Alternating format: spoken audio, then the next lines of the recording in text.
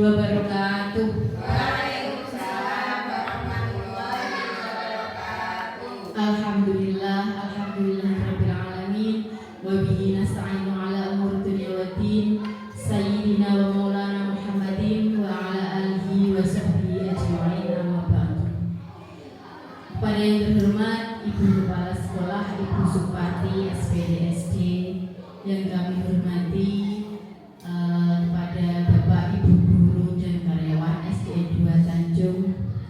Pada pagi hari ini marilah kita haturkan puji syukur kehadirat Allah Subhanahu wa taala yang telah memberikan nikmat berupa kesehatan sehingga pada pagi hari ini kita bisa menghadiri acara disiminasi budaya positif modul 1.4 calon guru penggerak angkatan 10 Kabupaten Blora dalam keadaan sehat walafiat. Shalawat dan salam semoga tetap terlimpah curahkan kepada Nabi Muhammad SAW, Nabi akhir zaman yang telah kita nantikan syafaatnya di hari kiamat nanti. Ketiga kalinya saya mohon izin kepada Bapak Ibu guru semua akan melaksanakan atau menyampaikan disiminasi budaya positif di SDN 2 Tanjung, tugas CGP Angkatan 10 Kabupaten Blora. Langsung saja masuk ke slide. Disiminasi budaya positif oleh saya sendiri Eni Ismawati, CGP Angkatan 10 SDN 2 Tanjung Kabupaten Blora.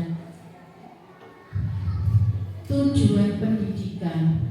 Menurut Ki Hajar Dewantara, tujuan pendidikan adalah menuntun segala kodrat yang ada pada anak-anak agar mereka dapat mencapai keselamatan dan kebahagiaan yang setinggi-tingginya, baik sebagai manusia maupun sebagai anggota masyarakat.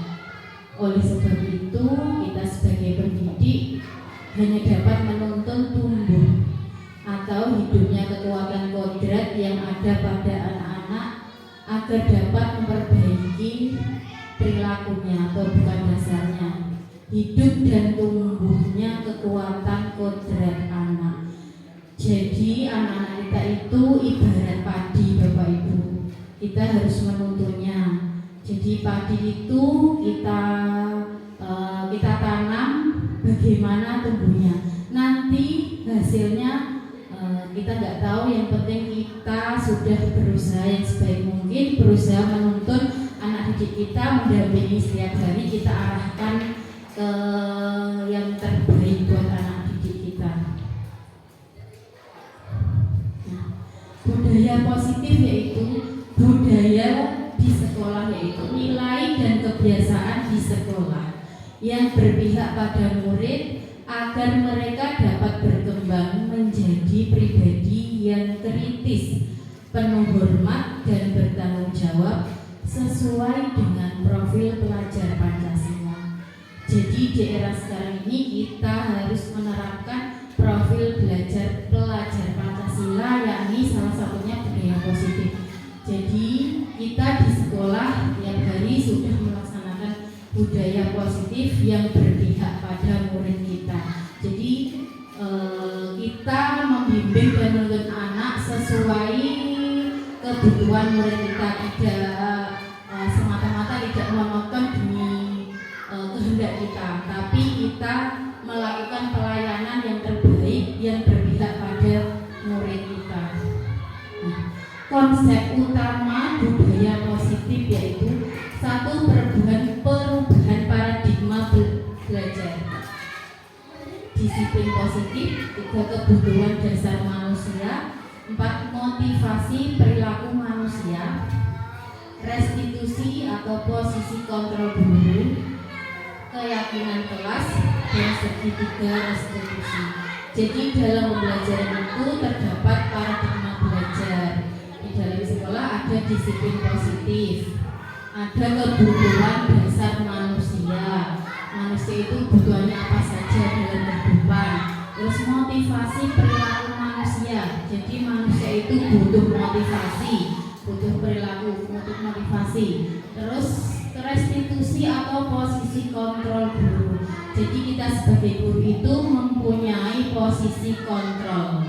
Dari posisi kontrol kita itu sebagai misalnya penghukum atau sebagai teman bersama murid atau sebagai manajer, itu nanti kita bahas bersama. Terus kemudian keyakinan kelas. Jadi setiap kelas itu mempunyai keyakinan kelas. Mungkin Bapak Ibu sudah tahu kalau dulu namanya peraturan kelas, pada profil pelajar Pancasila ini diubah menjadi keyakinan kelas. Dan segitiga restitusi. Segitiga restitusi itu ketika kita ada anak-anak kita terdapat masalah atau ada pelanggaran yang dilakukan oleh anak didik kita. Kemudian perubahan paradigma belajar. Pembelajaran dengan paradigma baru merupakan pembelajaran yang dirancang berdasarkan prinsip pembelajaran berdiferensiasi sehingga para peserta didik belajar sesuai kebutuhannya berdasarkan tahap perkembangan sesuai teori psikologi modern untuk mewujudkan profil pelajar Pancasila. Jadi kita harus mempunyai paradigma belajar yang berdiferensiasi. Artinya murid kita itu kebutuhannya nggak sama. Jadi potensi murid kita nggak sama. Ada yang berpotensi suka belajar, ada yang kinestetik. Kinestetik itu artinya anak yang suka bergerak. Jadi dolanan terus, itu namanya kinestetik. Terus ada yang tipe anak yang audiovisual. Audiovisual itu yang suka mendengar dan membaca. Terus ada yang visual. Visual itu karakternya anak yang suka melihat. Kalau tidak melihat dia nggak paham. Nah, di situ jadi anak-anak kita itu mempunyai banyak potensi. Jadi nggak sama, kebutuhannya berbeda-beda. Kemudian perubahan paradigma belajar, dan di sini dalam membangun budaya positif, sekolah dapat menyediakan lingkungan yang positif, aman dan nyaman agar siswa mampu berpikir, bertindak, dan mencipta dengan merdeka, mandiri, dan bertanggung jawab. Dua disiplin sangat berkaitan dengan kontrol guru. Jadi dengan membangun budaya positif, sekolah kita menyediakan lingkungan yang positif. Kita menyediakan lingkungan yang aman, seperti di kelas, lingkungan di kelas kita harus aman. Jadi aman, nyaman itu maksudnya misalnya gurunya ketika masuk itu membuat anak menjadi nyaman, membuat pelajaran yang nyaman, yaitu anak tidak belajar secara monoton, belajar dengan bermain misalnya di luar kelas, ataupun yang penting kita berpihak kepada anak didik kita. Nah, di sini profil pelajar Pancasila. Nah, apa yang kita lakukan, apa yang kita terapkan di sekolah kita sesuai dengan profil pelajar Pancasila, yaitu beriman, bertakwa kepada Tuhan Yang Maha Esa dan berakhlak mulia, mandiri, bernalar kritis, kebinekaan global, bergotong royong, dan kreatif. Jadi anak kita di sini sehari-hari sudah melakukan profil pelajar Pancasila yang pertama, yaitu beriman, bertakwa kepada Tuhan Yang Maha Esa dan berakhlak mulia. Itu dengan cara kita membiasakan tiap hari baca Asmaul Husna, baca sholawat nariyah, murojaah, itu sudah termasuk profil pelajar Pancasila. Yang kedua, mandiri. Anak-anak kita itu sudah kita didik dengan mandiri, yaitu sudah melaksanakan tugas dengan mandiri, tugas apa, kebiasaan apapun sudah dengan mandiri. Terus bernalar kritis. Jadi anak-anak kita berikan waktu, misalnya kalau di dalam pembelajaran, untuk bertanya, untuk mengemukakan pendapat, dan apa yang mereka ingin ketahui disampaikan kepada bapak ibu gurunya. Kreatif. Jadi anak-anak kita arahkan menjadi anak yang kreatif, misalnya pada kegiatan seni. Nah, anak kita itu berlatih untuk kreatif, membuat barang bekas, mengubah barang bekas menjadi barang yang berguna. Terus bergotong royong. Kita sudah melaksanakan gotong royong, yaitu contohnya dengan melaksanakan bersih-bersih atau Jumat bersih, membersihkan lingkungan sekolah. terus berkebinekaan global. Jadi alhamdulillah kita semua tiap hari sehari-hari sudah melaksanakan sesuai profil pelajar Pancasila. Nah, Bapak Ibu guru, untuk menghindari rasa jenuh kita, mari kita SBK bersama-sama. Monggo kita berdiri bersama-sama SBK dulu.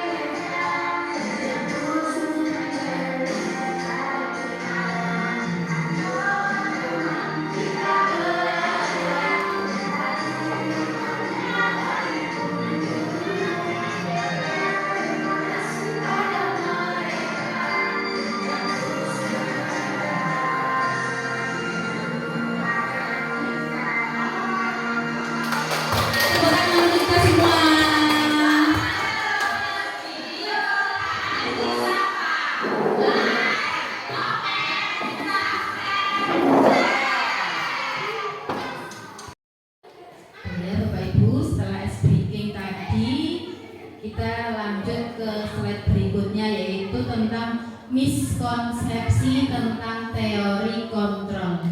Jadi dalam mendidik itu kita ada miskonsepsi, yaitu satu, ilusi guru mengontrol murid. Ada yang ilusi bahwa semua penguatan positif efektif dan bermanfaat. Ilusi bahwa orang dewasa berhak memaksa. Dan ilusi bahwa kritik dan membuat rasa bersalah mampu menguatkan karakter. Jadi teori kontrol itu mempunyai kelebihan dan kekurangan. Contoh ilusi bahwa kadang orang dewasa itu berhak memaksa, karena kadang ada peserta didik kita yang kalau tidak dipaksa tidak bisa, seperti itu. Terus ilusi guru mengontrol murid. Jadi kita sebagai guru itu berhak dan wajib tiap hari untuk mengontrol murid kita. Apa yang dilakukan murid kita itu tetap kita kontrol. Nah, terus ilusi bahwa semua penguatan positif efektif itu bermanfaat. Jadi kita punya ilusi bahwa penguatan yang kita berikan kepada murid kita yang positif itu pasti bermanfaat. Terus ilusi bahwa kritik dan membuat rasa bersalah mampu menguatkan karakter. Jadi kritik dan membuat rasa bersalah pada siswa terkadang juga mampu karakter murid kita. Kemudian mengubah paradigma stimulus respon ke teori kontrol. Di sini ada stimulus respon dan teori kontrol. Stimulus respon itu realita atau kebutuhan kita sama. Nah, teori kontrolnya realita atau kebutuhan kita berbeda. Nah, semua orang melihat hal yang sama. Yang teori kontrolnya setiap orang memiliki gambaran yang berbeda.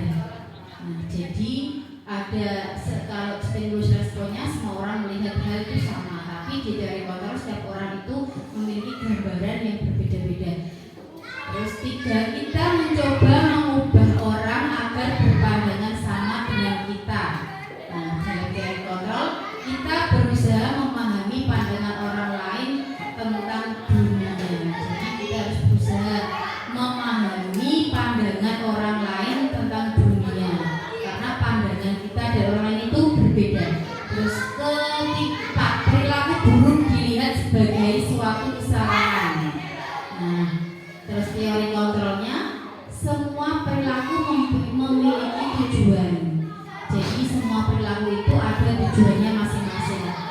Terus yang kelima, orang lain bisa mengontrol saya. Teori kontrolnya, hanya Anda yang bisa mengontrol diri Anda. Jadi sebenarnya yang bisa mengontrol diri kita itu adalah diri kita sendiri. Jadi kita diri kita sendiri itu dapat dikontrol oleh diri sendiri. Kemudian saya bisa mengontrol orang lain. Itu kalau stimulus responnya. Kemudian teori kontrolnya, Anda tidak bisa mengontrol orang lain. Sebenarnya kita tidak bisa mengontrol orang lain. Yang bisa mengontrol itu hanya dirinya sendiri. Terus kemudian pemaksaan ada pada saat bujukan gagal. Nah, biasanya kita stimulus pemaksaan, kita paksa itu sebenarnya ada pada saat bujukan kita gagal. Dibujuk kok gagal, kemudian dipaksa. Teori kontrolnya, kita bisa berkolaborasi dan konsensus menciptakan pilihan-pilihan baru. Jadi saat menurut kita sulit, kita harus perlu kolaborasi dan konsensus menciptakan pilihan-pilihan baru. Yang terakhir, model berpikir menang atau kalah. Nah, stimulus respon kita biasanya model berpikir menang atau kalah. Tapi teori kontrolnya model berpikir menang-menang.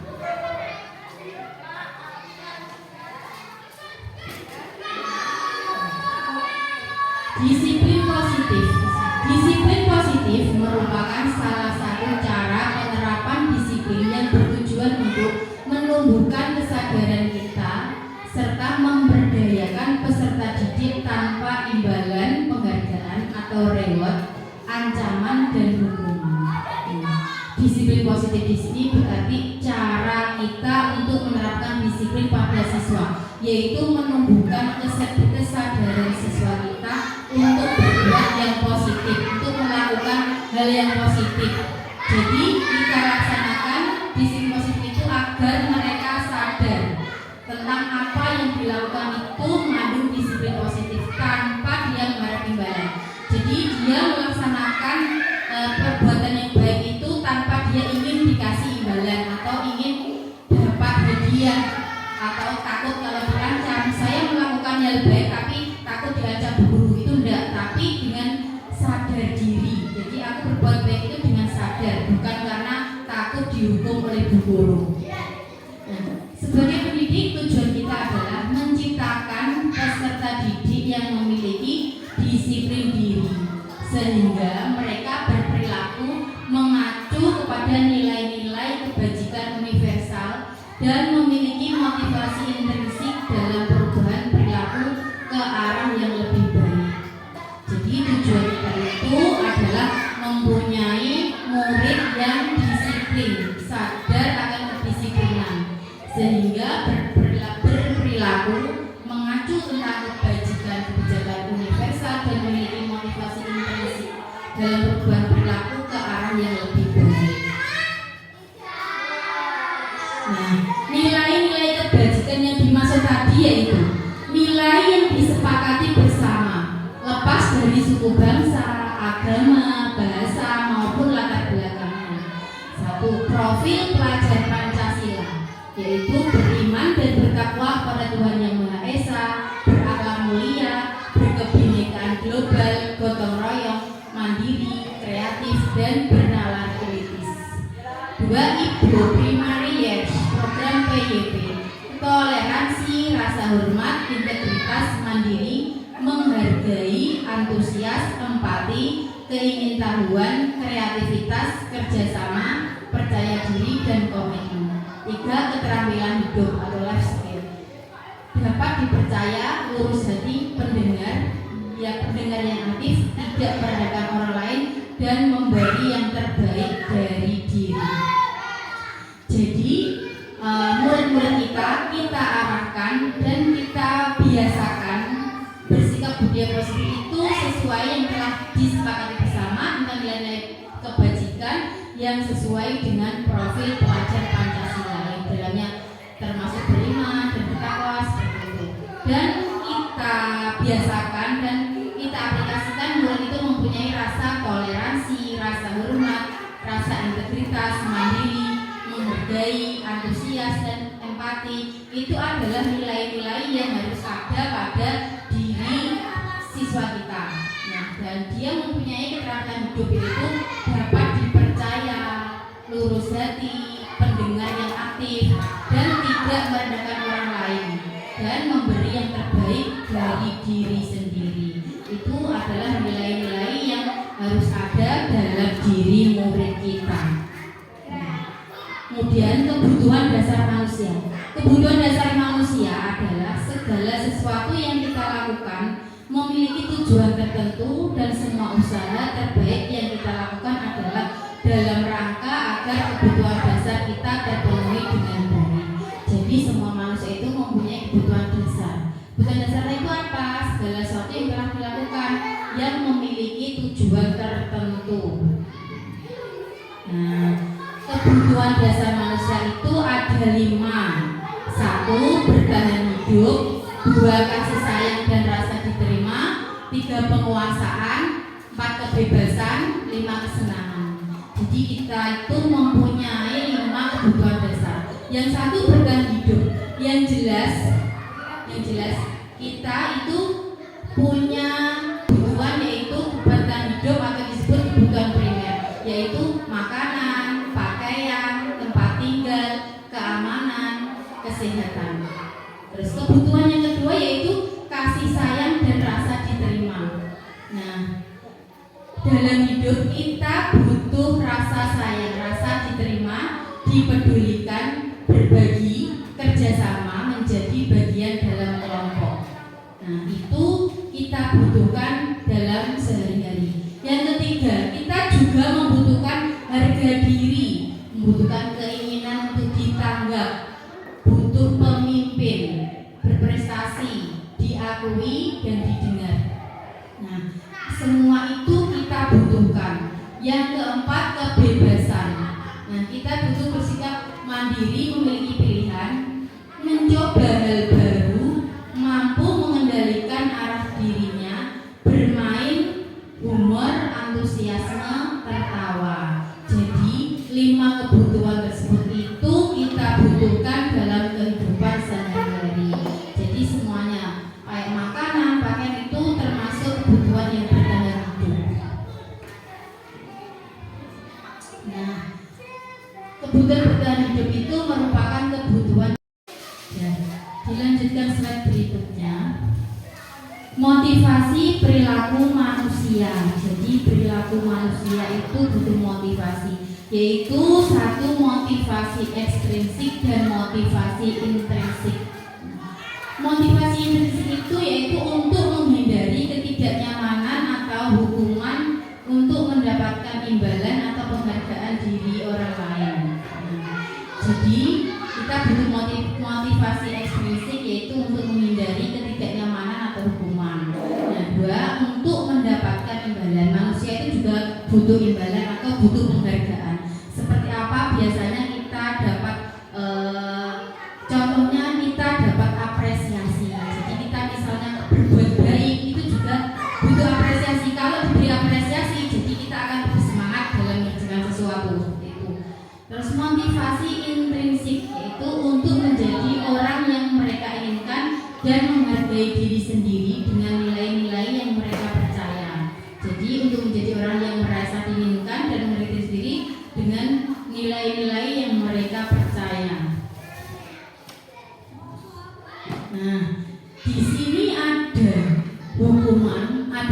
konsekuensi dan ada restitusi. Nah, jadi di dalam sekolah itu kadang ada yang memberi anak-anak didik yang melanggar, ada yang memberi hukuman, ada yang memberi konsekuensi, dan ada yang memberikan restitusi. Bentuknya ketiga ini adalah beda-beda. Kalau hukuman itu bedanya hukuman dan konsekuensi dan restitusi. Kalau hukuman itu tidak terencana atau tiba-tiba. Jadi contohnya anak didik kita itu tidak membawa pensil, langsung kita beri hukuman berupa langsung disuruh push up atau apa, itu namanya hukuman. Nah, terus dua, murid tidak tahu apa yang akan terjadi atau dilibatkan. Jadi murid sebenarnya belum tahu dan tidak dilibatkan, tahu-tahu dikasih hukuman, dihukum. Tiga, bersifat satu arah. Jadi nggak ada kesepakatan, itu hanya bersifat satu arah. Empat, berupa hukuman fisik atau psikis. Biasanya hukuman itu berupa fisik. Terus dua, konsekuensi. Konsekuensi itu terencana atau disepakati sesuai peraturan. Misalnya kita ada kesepakatan, nanti yang tidak mengerjakan tugas kesepakatannya apa? Nah, itu namanya kesepakatan. Nanti jika kesepakatannya dilanggar, nanti akan kita beri konsekuensi. Nah, konsekuensi itu sudah disepakati bersama. Nah, dua, murid tetap dibuat tidak nyaman. Tetap murid tidak nyaman. Terus tiga, sikap guru selalu memonitor murid. Jadi konsekuensi itu guru tetap selalu memonitor murid. Terus tiga, yang ketiga adalah restitusi. Restitusi itu adalah proses menciptakan kondisi bagi murid untuk memperbaiki kesalahan. Jadi murid jika mempunyai kesalahan, kita perbaiki dan kita ciptakan kondisi yang damai dengan memperbaiki kesalahan. Dua, proses kolaboratif yang mengajarkan murid untuk mencari solusi diri sendiri. Jadi prosesnya itu adalah kita berkolaborasi yang mengajarkan murid untuk mencari solusi diri sendiri. Kemudian di sini ada 5 posisi kontrol guru. Guru itu mempunyai 5 posisi kontrol. 1, sebagai penghukum, sebagai pembuat merasa bersalah, sebagai teman, ada yang sebagai pemantau, ada yang sebagai manajer. Jadi kita termasuk yang mana? Biasanya kita menghukum itu kita menghukum siswa dengan sepihak tanpa memberitahu atau tanpa ada pemberitahuan sebelumnya. Terus ada tipe guru yang membuat rasa bersalah. Jadi siswa itu merasa bersalah. Terus sebagai teman, guru juga ada yang sebagai teman. Guru ada juga yang sebagai pemantau dan ada juga yang sebagai manajer. Contohnya seperti ini. Contoh penerapan 5 posisi kontrol guru. Contoh kasus siswa tidak memakai atribut lengkap saat upacara bendera. Biasanya terjadi pada siswa kita. Nah, jika siswa tidak memakai atribut lengkap saat upacara bendera, jika guru sebagai penghukum, biasanya siswa itu disuruh hormat pada bendera selama 1 jam. Ayo nak, hormati bendera itu selama 1 jam. Nah, itu tipe guru sebagai penghukum. Nah, terus guru tipe pembuat rasa bersalah. Contohnya, berapa kali ibu bapak harus memberitahu kamu selalu saja mengecewakan bapak dan ibu. Nah, itu namanya membuat merasa bersalah. Yang ketiga, guru sebagai teman. Ayo dong kita ikuti aturan sekolah. Tolong bantu bapak ibu guru ya sekali ini. Ya sudah tidak apa-apa, lain kali jangan sampai berbuat seperti ini lagi ya. Jadi kalau sebagai teman itu siswa diajak, jadi diklarifikasi diajak berkolaborasi. Ayo dong ikuti aturan sekolah. Tolong bapak ibu guru bantu ya sekali ini. Sudah tidak apa-apa, tapi lain kali jangan diulangi lagi sebagai teman. Kalau sebagai pemantau, nah pemantau itu biasanya ini. Kamu sudah melanggar peraturan sekolah, kamu tahu konsekuensinya apa? Ketika kita tidak pakai atribut, nah, setelah upacara kamu beli atributnya ke koperasi dan jangan diulangi lagi ya. Itu hanya sebagai pemantau. Jadi siswa ditanya apa konsekuensinya, betul atau belum? kemudian disuruh membeli atribut ke koperasi. Nah, posisi kontrol yang kelima adalah sebagai manajer. Sebagai manajer itu biasanya tanya, apakah kamu tahu kesalahanmu? Nah, kira-kira bagaimana kamu memperbaiki kesalahanmu? Itu adalah tipe guru sebagai manajer. Nah, demikian tadi 5 posisi kontrol oleh guru kepada siswa-siswi kita. Terusnya, kemudian dilanjutkan dengan keyakinan kelas. Mengapa keyakinan kelas bukan peraturan kelas? Nah, kalau dulu itu namanya peraturan kelas, tapi kalau sekarang ganti keyakinan kelasnya. Mengapa dibentuk keyakinan kelas? Karena di sini, nah, pembentukan keyakinan kelas itu satu bersifat abstrak, seperti contoh di sampingnya itu. 2 berupa pernyataan universal. 3 dibuat dalam pernyataan positif. Jadi kalau dulu peraturan kelas itu bebas, boleh positif dan boleh negatif. Sekarang kata-kata keyakinan itu harus menyatakan pernyataan positif. Contoh, membuang sampah pada tempatnya. Bukan dilarang membuang sampah, itu bukan, tapi membuang sampah pada tempatnya, seperti itu. 4, sedikit saja agar mudah diingat. Jadi membuat keyakinan kelas itu hanya sedikit kata-katanya agar mudah diingat. 5, sesuai dengan kondisi kelas dan sekolah sehingga mudah diterapkan. 6, semua warga sekolah dan warga kelas dilibatkan saat membuat keyakinan kelas. Jadi kalau kita membuat keyakinan kelas itu semuanya terlibat. Jadi kita sepakat dan membuat apa keyakinan kelas kita itu, nah, diketahui semua siswa yang ada di dalam kelas dan guru yang ada di dalam kelas. Kemudian ditulis oleh siswa dan ditempel di depan kelas agar semuanya tahu apa keyakinan kelas yang ada di kelas kita. Nah, dilanjutkan segitiga restitusi. Segitiga restitusi itu pengertiannya, restitusi berfokus pada solusi atau pemecahan masalah yang bisa dilakukan bukan pada masalahnya. Sebuah cara menanamkan disiplin positif pada murid. Restitusi mengajak murid untuk mengidentifikasi kembali tindakannya sehingga dia bisa menganalisis dan memikirkan langkah yang tepat dalam pemecahan masalahnya. Diana Desen. Jadi pengertian restitusi itu adalah kita solusi untuk memecahkan masalah. Jadi misalnya ada anak yang bermasalah, kita cari solusi lewat segitiga restitusi tadi. Jadi untuk mengidentifikasi atau memvalidasi dan menanyakan keyakinan kelasnya. Di sini gambar segitiga restitusi.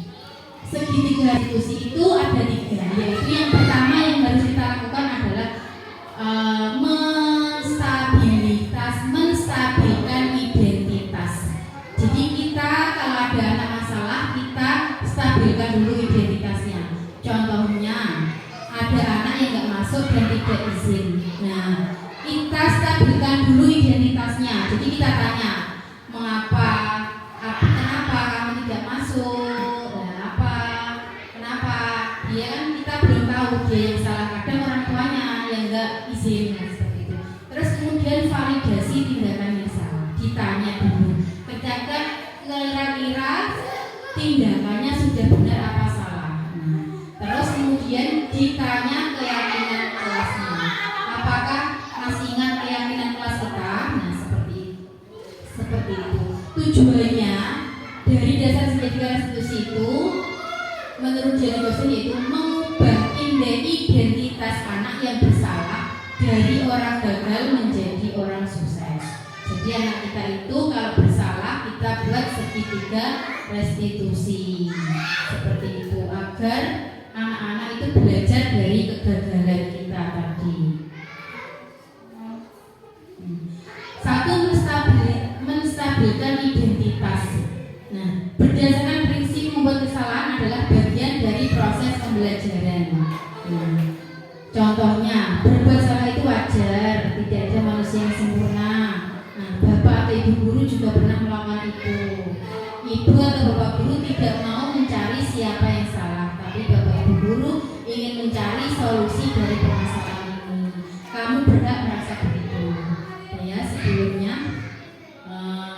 sebelum kita beralih ke sini, mari tepuk semangat biar kita semangat. Tepuk semangat. Semangat.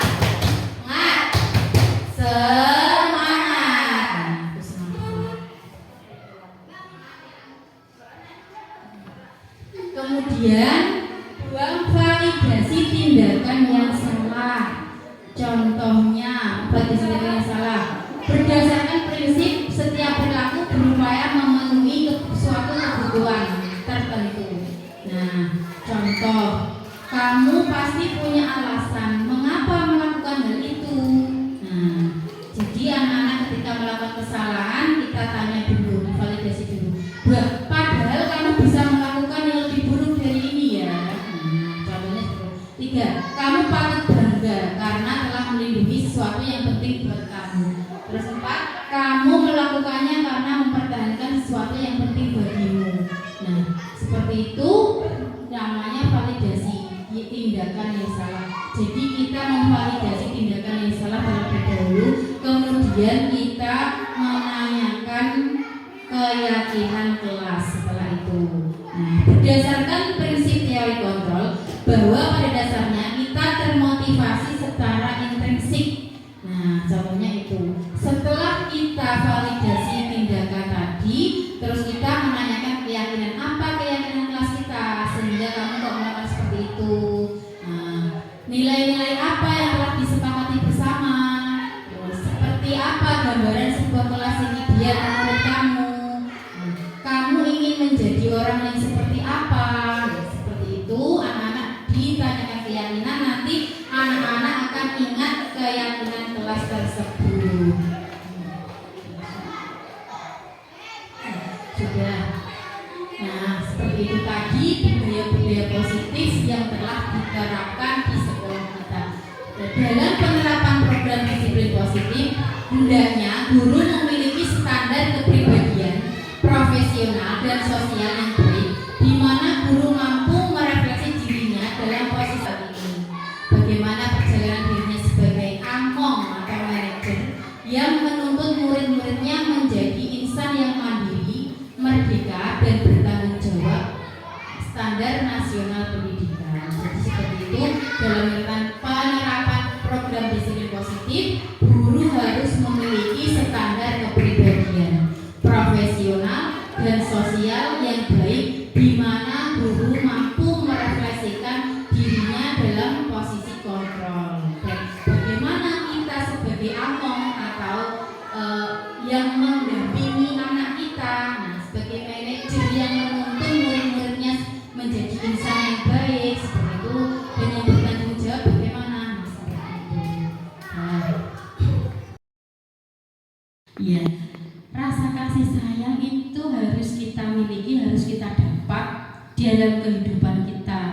Jadi dimanapun kita berada, kita selalu membutuhkan rasa kasih sayang, rasa diterima oleh teman kita, diterima oleh keluarga kita, diterima oleh lingkungan kita. Jadi itu adalah hal yang paling penting kita dapatkan. Karena tanpa rasa kasih sayang, tanpa rasa diterima, pasti hidup kita tidak akan nyaman. Padahal kenyamanan itu adalah hal yang paling penting yang kita dapatkan.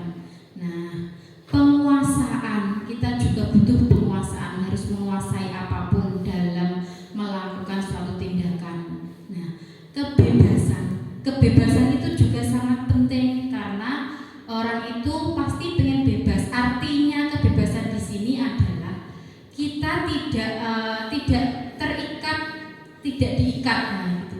Enggak, jadi tidak terlalu bebas bukan, tapi namanya orang kita juga perlu kebebasan. Artinya kita tidak diikat atau ditekan bahasanya. Jadi kita hidup dimanapun tidak ada tekanan. Jadi kita bebas untuk melaksanakan sesuatu. Yang penting kita tidak melanggar etika seperti itu. Dan kesenangan. Nah, namanya manusia itu perlu kesenangan. itu sangat penting karena kebutuhan dasar itu tidak hanya kewajiban saja, tapi hak-hak yang berupa kesenangan itu juga wajib kita peroleh karena kita juga butuh kasih sayang, butuh hidup senang, butuh hidup damai dan tidak merasa tertekan dalam kehidupan kita. Nah, sekarang 3, motivasi perilaku manusia. Jadi manusia itu harus ada motivasi perilaku manusia, mempunyai motivasi hidup agar manusia itu agar kita semangat. Jadi kita harus punya motivasi, harus punya prinsip dalam kehidupan kita. Nah, yang keempat, posisi kontrol guru. Nah, jadi sudah saya jelaskan posisi kontrol guru tadi ada 5, yaitu sebagai penghukum. Guru ada yang sebagai penghukum, ada sebagai pemantau, ada sebagai teman, ada sebagai pembuat kesalahan, ada yang sebagai manajer. Jadi yang paling baik bagi guru itu kita sebagai teman juga sudah baik, karena murid itu juga tidak harus ditekan atau kalau sebagai penghukum tadi. Jadi murid tidak tahu apa-apa, tidak ada kesepakatan apa-apa, tahu-tahu dihukum seperti itu. Tapi kalau kita menerapkan sebagai guru, sebagai manajer, nah nanti kita mengklarifikasi dulu. Jika ada murid yang melanggar, kita bisa memvalidasi tindakan dulu, menstabilkan identitas dulu, dan bisa menerapkan segitiga restitusi yang ada. Nah, kelima, keyakinan kelas. Ya, dalam budaya positif di sekolah itu pasti terdapat keyakinan kelas yang dulunya dinamakan peraturan kelas. Ada keyakinan kelas dan ada keyakinan sekolah. Kalau keyakinan sekolah, peraturan sekolah itu biasanya dibentuk pada awal tahun ajaran baru dan kesepakatan antara guru, murid, kepala sekolah dan wali murid. Nah, tapi kalau keyakinan kelas dibuat ketika memasuki pelajaran atau waktu ajaran baru juga bisa. Dan keyakinan kelas itu bisa diubah, bisa dievaluasi dan bisa diperbaiki sewaktu-waktu jika situasi dan kondisinya memungkinkan. Nah, itu keyakinan kelas agar apa? Agar kelas kita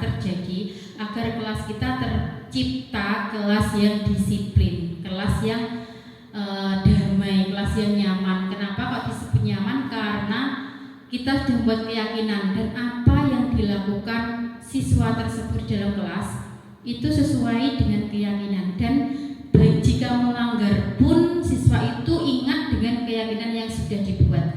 Jadi terbentuklah kelas yang kondusif karena kelas tersebut sudah mempunyai keyakinan kelas dan sudah diterapkan di kelas tersebut ketika pembelajaran. Nah, yang keenam, segitiga restitusi. Segitiga restitusi tadi sudah saya sebutkan di awal. Jadi ada segitiga restitusi itu ada 3. Yang pertama adalah menstabilkan identitas. Ketika ada suatu masalah, kita stabilkan identitas dulu, kemudian memvalidasi tindakan terlebih dahulu, terus disusul yang ketiga yaitu meyakinkan, menanyai tentang keyakinannya kelas yang sudah dibuat. Itu namanya segitiga restitusi. Nah, jika kita sudah melaksanakan itu semua, maka akan tercipta kelas kita yang nyaman, kondusif, dan anak menjadi kerasan dan betah di kelas. Kenapa? Karena sudah menjalani prosedur tentang disiplin positif. Demikian tadi diseminasi dari saya, calon guru penggerak. Semoga dapat bermanfaat bagi kita dan sekolah kita. Sampai di sini dulu. Mungkin teman-teman mau memberi umpan balik pada saya selaku guru penggerak. Silakan.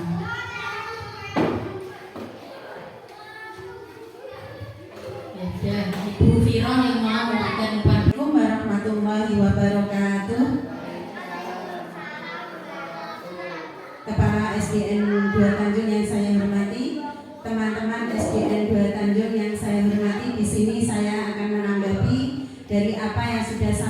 yang disampaikan oleh Ibu Eni Rismawati tentang budaya positif di SDN 2 Tanjung.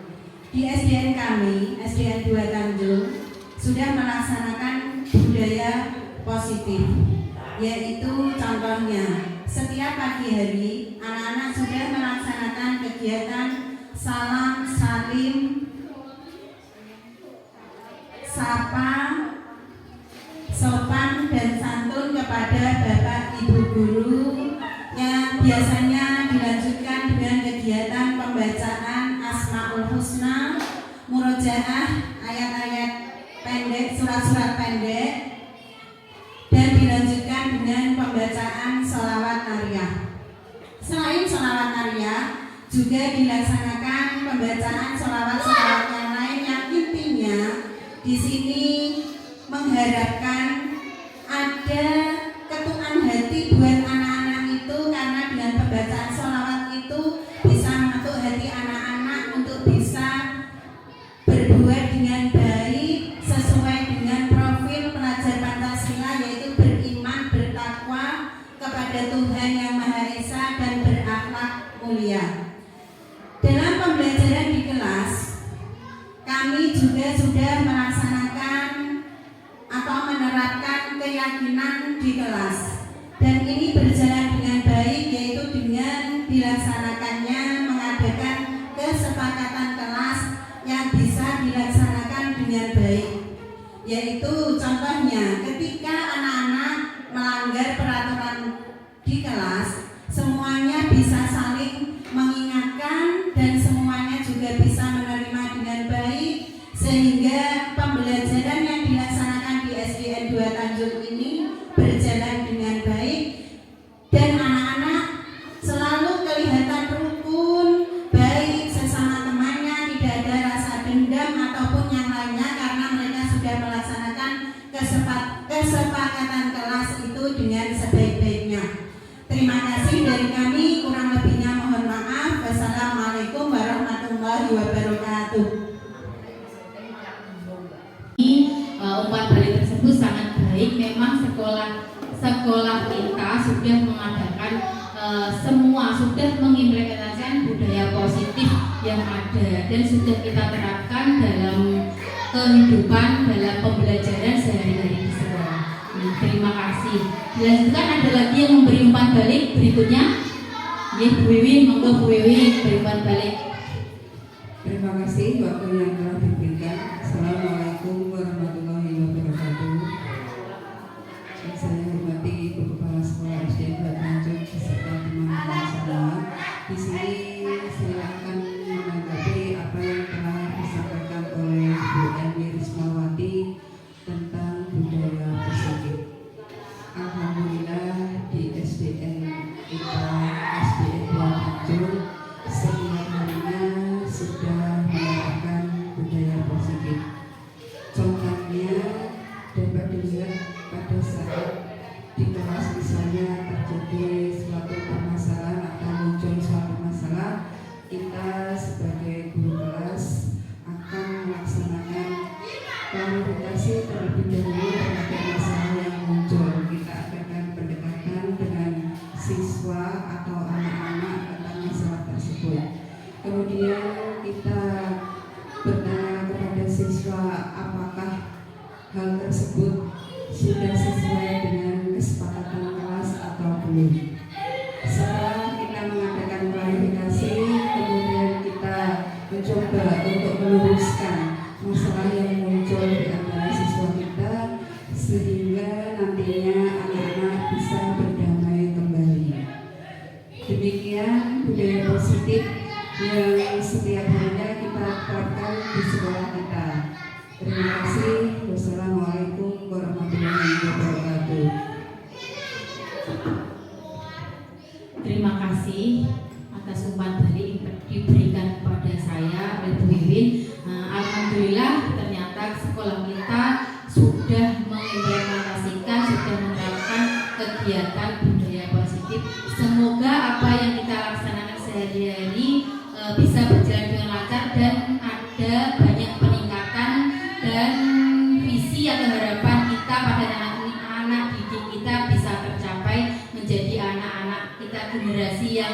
unggul, generasi yang soleh-solehah, berakhlak mulia sesuai profil pelajar Pancasila.